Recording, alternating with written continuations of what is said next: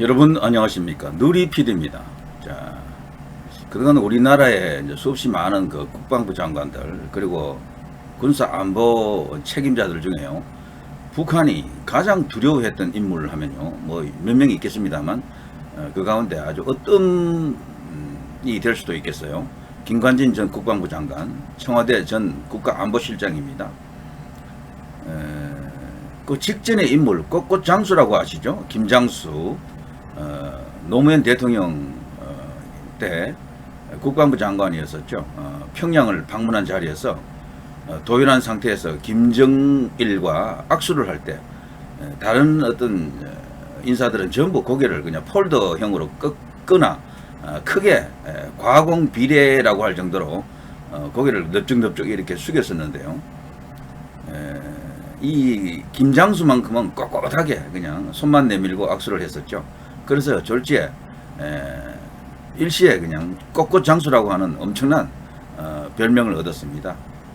그 후에 이제 새누리당으로 이제 옮기면서 국회의원이 된 인물인데요.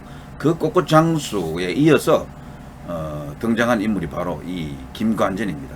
김관진은 특이한 이력을 갖고 있죠. 이명박 대통령 때 국방부 장관을 했습니다. 이명박 대통령 때 한 3년 정도 했어요. 그때도 굉장히 아주 뭐 역대급 국방부 장관이다 이런 평가가 자자했었고요. 그림을 좀 보면서 할까요? 자, 그런데 말이죠. 이 김관진 장관은 결과적으로 나중에 박근혜 대통령 탄핵과 관련해 가지고 결국 감옥을 가게 됩니다. 그때 감옥을 간 사람이 뭐 한둘이 아닙니다만, 이야기를 압축해서 정리 이제 하기가 쉽지는 않겠지만, 저 당시 엄청난 탄핵 선동, 적어보십시오. 박근혜 최순실 사태 관련자 500인, 무려 500인입니다. 저기에 들어가지 않는 사람은 이 나라에서 중요한 사람이 아니라고 볼 수 있겠어요. 저 500인 중에 아마 탑 클래스였을 겁니다. 이 김관진은. 잊지 말고 심판하자고 외친 저들이 누굴까요? 저기에 보십시오. 최순실, 최서원 씨와 그 전 남편이죠. 저 두 사람은 뭐 그냥 뭐 일종의 하나의 매개체로 활용했다 하더라도요.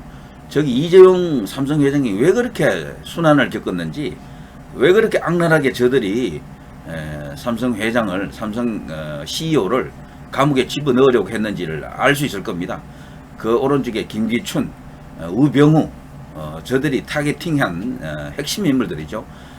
저들 못지않게 이제 저들이 반드시 잡아 족치려고 했던 인물이 바로 이 김관진이죠. 김관진 전 국방부 장관 혹은 전 청와대 안보실장입니다.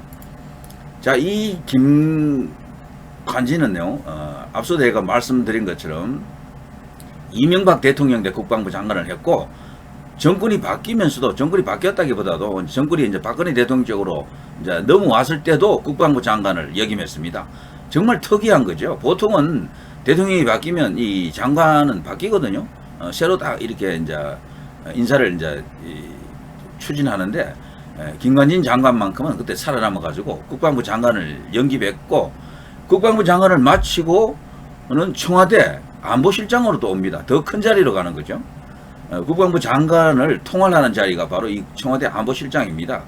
NSC를 열 경우에 NSC 주요 참가자들 장관급들 있지 않습니까? 거기는 국정원장도 포함이 되는데요.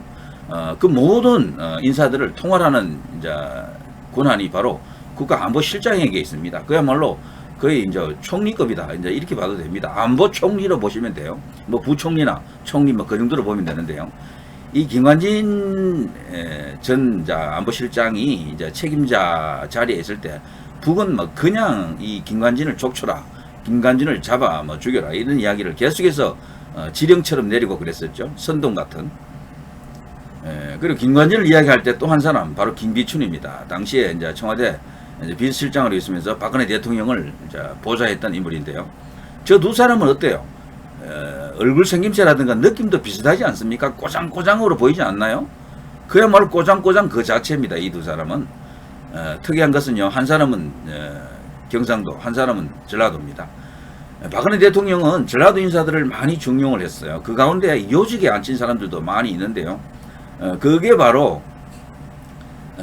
김장수, 이제 저 꺾꽃장수로 불리는 그 김장수를 초대 청와대 안보실장으로 이제 자리를 책임지게 했죠. 그 2대 청와대 안보실장이 바로 이 김관진입니다. 김장수도 전라도 광주 출신이죠. 광주 광역시 출신이고, 이 김장수는 전라북도 임실입니까? 거기 출신이죠. 두 사람 다 호남 출신이지만 호남 특유의 그 강골 무골이 있습니다. 딱 그 사람들이에요. 호남이 보통 뭐 좌파들이 많고 뭐 그런 이야기는 있지만 그게 사실이지만 그런 중에서도 몇몇 이렇게 보석 같은 존재들이 나타나는데 바로 이 김관진, 김장수 이런 사람들이겠죠. 저는 개인적으로 이 역대 대한민국 국방부 장관 가운데 탑3에 들어간다 봅니다. 이 김관진은. 그말로 군 전체를 통할하는 능력도 대단했었고요. 일단은 이 사진 한 장에서 보여주는 것처럼요. 그 왕별들이 김관진 장관을 아주 존경하는 모습으로 딱 도열해 있지 않습니까? 그 정도로 군 안에서도 신망이 대단했다. 일단은 자신의 일처리 확실했고요. 그리고 국가관, 그리고 대북관 이런 것들이 뭐 완전히 교과서 그 자체였다. 이제 이렇게 볼 수가 있어요. 자, 이런 김관진에 대해 가지고 과거에 그 조갑지가 그런 말을 했었죠. 대선 후보로 김관진을 이렇게 추천을 했습니다. 강하게 아주 김관진 드라이브를 걸었었죠. 이제 그런 걸 보면서요, 당시 조갑지가 욕도 많이 먹었어요. 전라도 사람한테 뭐 이런 말도 있었고요. 그러나 다른 한편으로 보면요, 이 김관진 같은 이런 뚜렷한 국가관, 대북관을 가진 그런 인물이 쉽지 않습니다. 다른 지역에 태어난 인물 중에서도요, 이 정도 거물급 중에서 이제 그 정도로 확고한 스탠스를 갖고 있는 사람이 쉽지 않은데, 때문에 이명박, 박근혜 두 정권에서 계속해서 이 요직에 중용을 한 겁니다. 그걸 보면서 조갑재 또한 이 사람은 우파는 확실한데, 그 후에 이제 이런저런 몇몇 중요한 포인트에서 우파와 지금 어긋나인 상태죠. 어긋나버린 상태죠. 자, 아무튼 그게 바로 이 김관진입니다. 자, 이 김관진에 대한 이야기는 뭐 하자면 참 많은데요. 이제 좀 줄여서 오늘 하게 된 계기가 하나 있습니다. 바로 이제 이건데요. 북이 가장 두려워했던 김관진, 문재인 정부의 적폐 청산 기획수사였나. 자, 모처럼 김관진에 대한 이 기사가요, 조선일보에 실렸습니다. 제가 개인적으로 굉장히 이제 믿고 이렇게 신뢰한다 할까요? 인정하는 기자죠. 유용은 군사 전문 기자의 리포트입니다. 정말 오래간만이네요. 자, 이 기사를 한번 여러분과 함께 음미해 보겠습니다. 그리고 곁들여 말이죠. 이번에 8.15 특사의 사면 복권 명단에 김관진은 아마 들어가지 않은 것 같은데요. 김관진 전 국방부 장관, 전 청와대 안보실장은 반드시 사면 복권되어야 합니다. 이게 꼭 되고요. 이분도 나름대로 앞으로 여생에서 한 번 더 국가를 위해서 크게 봉사할 수 있는 시간이 오기를 바랍니다. 그런 기회가 윤석열 정부에서 반드시 주어지기를 바랍니다. 이만한 인물 없어요. 아직도 건강하고 꼿꼿한 그 국가관 정신 그대로 갖고 있다고 합니다. 그리고 참고로 말씀드리면요, 청와대를 나와서 지금 용산으로 가게 됐는데요. 이 당시에 자리를 이렇게 찾지를 못해서 상당히 이제 힘들어 했었죠. 그때 말이죠, 용산 국방부 청사를 건유한 사람이 바로 이 김관진이다. 이런 말이 있어요. 그게 정진석 당시 이제 국회 부의장에 의해서요. 지금도 국회 부의장입니다만, 국회 부의장에 의해서 그것이 외부에 알려졌었죠. 근데 그것이 이제 공식적으로 확인된 것은 아닙니다만, 김관진의 근거가 있었다. 거기 가야지만이 군사 안보 면에서도 그 벙커가 있거든요. 국방부 청사에는 여러 가지로 청와대 기능을 대신할 수 있다.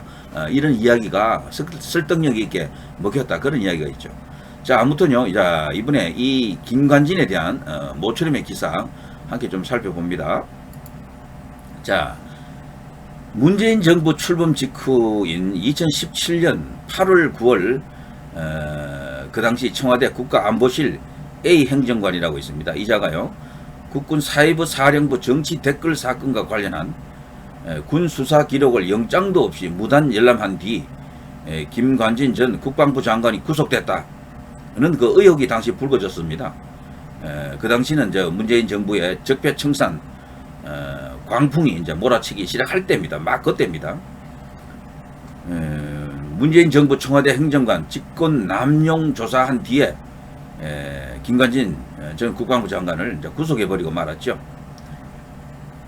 결국요, 청와대 행정관 등의 개입이 사실로 드러날 경우 일각에서 제기된 김관진 표적 기획 수사설의 실체가 어느 정도 이제 확인될 수도 있는 사안입니다. 엄청난 일입니다, 이것도. 자, 북한이 가장 두려워했던 국방부 장관, 청와대 안보실장 김관진 전 장관을 문재인 정부가 수사 혹은 기소했던 사건에 대해서 지금 유용은 기자가 지금 자세히 리포트를 하고 있는데요. 자, 직권 남용 혐의가 불거진 청와대 A 행정관 사건에 대해 먼저 살펴본다면요. 지난 2014년입니다. 국방부 검찰단은 국군 사이버사령부 정치 댓글 사건을 수사한 뒤에 전직 사이버사령관 등을 불구속 기소하면서 김관진 전 장관의 개입은 없었다고 발표했죠. 하지만 전 청와대 국가안보실 A 행정관이라는 자가 문재인 정부 출범 직후인 2017년 8월 9월 국방부와 국방조사본부를 수차례 방문해 국군 사이버사령부 정치 댓글 사건 수사 관계자들을 만나 왜 축소 수사를 했느냐고 마구다지로 따지고 군수사 기록을 영장 없이 청와대로 가져오게 해 무단으로 열람했다는 지금 의혹을 받고 있다고 합니다. 자, 그런데요, 이 A 행정관이 국방부를 방문한 지 석 달 만인 2017년 11월 김관진 전 청와대 안보실장은 재수사를 받고 구속됐다가 11일 만에 구속 적부심으로 풀려나 불구속 기소됐지만 청와대 A 행정관은 그 사건은요, 한반도 인권과 통일을 위한 변호사 모임 한변이라 그러죠. 한변이 직권 남용 혐의로 서울중앙지검에 그 A 행정관이라는 자를 고발했습니다.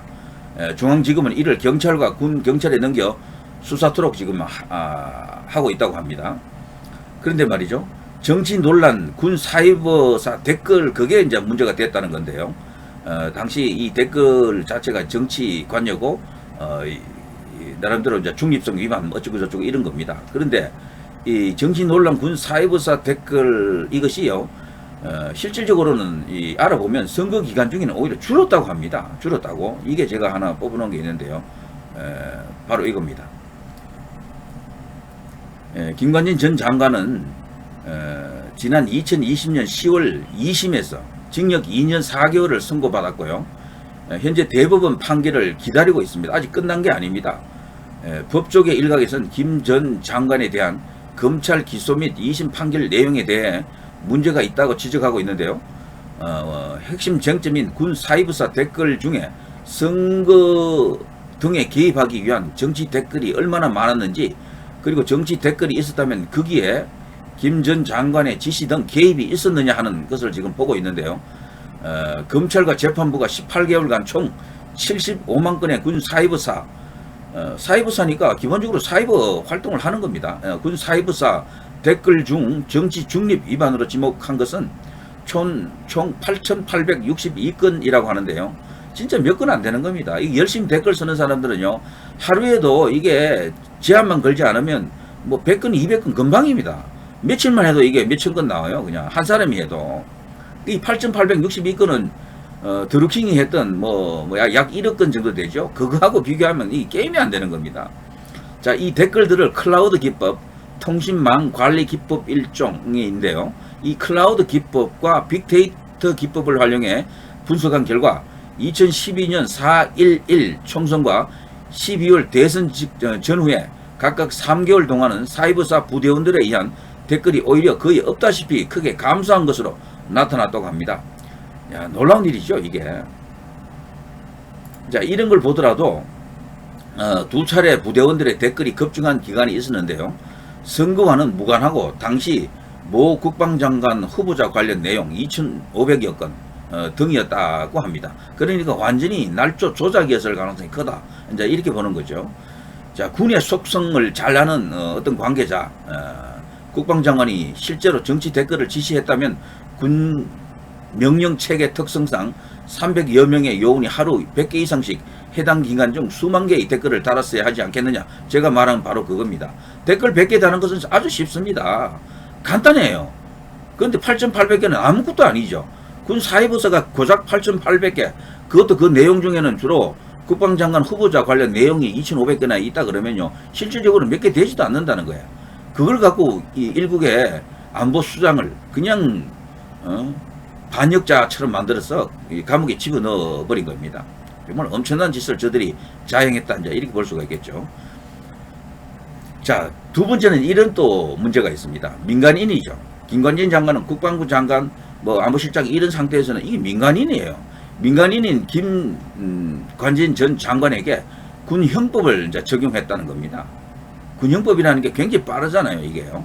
자, 검찰과 재판부는 김관진 전 장관에게 군형법 94조 정치관여 금지 위반 혐의를 적용했는데요.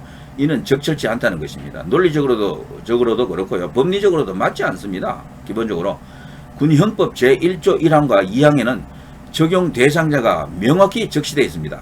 1항은요, 대한민국 군인, 2항은 대한민국 군인은 현역에 복무하는 장교, 준사관, 부사관 및 병을 말한다고 되어 있습니다. 국방부 장관과 안보실장 이런 자리는요, 군인이 아니에요.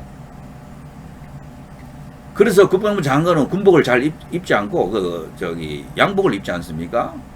그것만 보더라도 다르다는 것이죠. 자, 김관진 전 장관은 2008년 3월 합참의장을 끝으로 전역한 뒤 군인이 아닌 민간인 신분으로 국방장관과 국가안보실장을 역임했습니다. 물론 민간인도 군 형법에 적용을 받는 예외적인 경우들이 있긴 합니다. 1조 4항에 명시되어 있습니다. 군사기밀 누설, 유해 음식물 공급, 초행 폭행, 협박 상해, 군용시설 방화 및 군용물 절도, 초소 침범, 도로 포로 도주 원조 및 미수범 등입니다. 김관진 전 장관이 기소된 정치 관료 활동 개입 관련 조항은 없습니다. 이 가운데 보면요, 대부분 군사기밀 누설 이런 것은 몰라도요, 그 밖에 다른 것들은 전부 말단 사병이나 준사관이나 이에 해당되는 그런 어떤 혐의들입니다. 여기에 어쨌거나 김관진 전 장관이 기소된 정치관여 활동, 이것은 개입된 것이 없다는 조항적으로도 이게 나타나고 있죠. 자, 재판부는 군인과 공모의 군형법 위반죄를 범한 경우에 제1조 사항에 규정되지 않는 경우에도 형법 제8조와 제33조에 의하여 처벌할 수 있다고 판단했다고 합니다만, 이에 대해 이제 전문가들은요, 지나친 확대 해석이다라는 입장을 보이고 있죠. 김상겸 동국대 헌법학 교수, 이분은요, 언론기고문에서 군 형법상 규정된 모든 범죄에 대하여 형법상 공범 규정을 적용하여 민간인을 적용 대상으로 하는 것은 확대 해석으로 죄형 법정주의를 위배한다라고 이제 분명히 지적하고 있습니다. 또 일각에서는요, 재판 과정에서 검찰 측 등이 사이버전에서 북한의 소행이 확인된 뒤 대응했어야 하는 것 아니냐고 압박했다고 합니다만, 이는 우리 군의 사이버전 자체를 무력화할 수 있는 것이라는 우려도 지금 제기되고 있죠. 그러면 사이버사 자체를 해체해야 돼요. 그건 말이 안 되는 거죠. 요즘은요, 전시가 아니고 평시에는 이 사이버전이 더 중요합니다. 우리 정치권도 그렇잖아요. 그야말로 이게 사이버 전쟁 아닙니까? 완전히.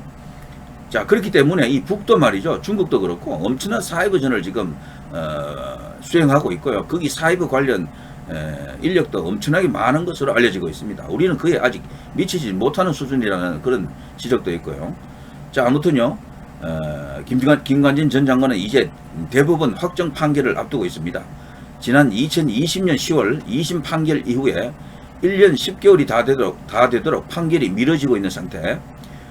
김명수 대법원장은 여전히 문재인 전 대통령이 임명한 인물이고, 대법 판결이 더욱 주목을 받고 있는 것 같다. 자, 그런데요, 김관진 전 장관은 3년 6개월여의 장관 재임 중에 북한 도발에 대해 도발 원점은 물론이고 지원 지휘 세력까지 타격한다, 단호한 대응을 주문했었죠. 그야말로 확고한 대북 지침을 내렸었는데요. 이로 인해 가지고 북한이 가장 두려워하고 김정은이 가장 싫어하는 사람이 됐다고 합니다. 그런 인물을 우리 스스로 지금 용도 폐기해 놓고 있는 것이죠. 자, 장관 시절 그는 북한이 도발 시 국방부로 적극 복귀하기 위해 식사 약속을 국방부 청사나 한남동 공간 인근으로 잡고 경조사를 제외하고는 강남에 가본 적이 없었다고 합니다. 정말 대단한 인물이죠. 정말 대선 후보로 추천할 수도 있는 인물입니다. 자, 2017년 11월 군 사회부사 정치 댓글 사건과 관련해 구속된 뒤 처음으로 조사를 받기 위해 포성줄에 묶이고 수갑을 찬 채 검찰에 출두하는 사진이 여러 언론에 보도되자 안타까워한 군 관계자들이 굉장히 많았죠. 요건가요? 한번 본다면요. 그 사진이 있는데 요거죠. 네. 이 당시 이 김관진 장관입니다. 자, 2020년 3월 재판에서 김관진 전 장관은요, 최후 진술에서 이렇게 말합니다. 전쟁을 잊은 군대는 그 존재 가치가 없다. 평화는 강력한 힘에 의해 지켜진다. 훈련하고 또 훈련하길 바란다. 적의 어떠한 도발 위협에도 당당하고 강력하게 대응하는 정의 강군이 되기를 기원한다. 이런 식의 최후 진술을 했습니다. 그야말로 뭐 군인 그 자체입니다. 이분을 보면요, 이순신 장군 이런 사람이 떠오르네요. 자, 대부분이 40여 년간 국가 안보를 위해 헌신한 김관진 전 장관에 대해 적폐청산 기획수사 의혹 등을 극복하고 객관적이고 엄정한 판결을 내리길 기대한다는 유영훈 조선일보 군사 전문 기자의 발언입니다. 절대적으로 공감합니다. 아주 빠른 시일 안에 이 김관진 장관을 비롯한 당시 이제 국정원 장관 그렇고 김기춘 비서실장 이런 분들은요 사면 복권을 해줘야 됩니다. 그 남재준 국정원장도 마찬가지죠. 그분도 정말 엄청난 무장이고 무골 아닙니까? 그런 사람들 이병기, 김병기입니까? 뭐 또 그리고 원세훈 국정원장 이런 사람들 모두 애국자들입니다. 그분들이 지은 죄라는 게 정말 걸면 걸리는 그런 것으로 억지로 죄를 만든 그런 측면이 아주 강해요. 이 김관진 장관의 이런 사례에서 보듯이 저들의 적폐청산이라고 한 것은요 그야말로 촛불을 빙자한 혁명 코스프레였다. 혁명 같지 않은데 혁명처럼 그냥 망나니 칼춤을 춘 그런 일대 망동이었다. 이렇게 규정하겠습니다. 자, 오늘은 여기까지 하겠습니다. 누리피드였고요. 구독과 좋아요, 알람 설정도 부탁드립니다. 여러분 대단히 감사합니다.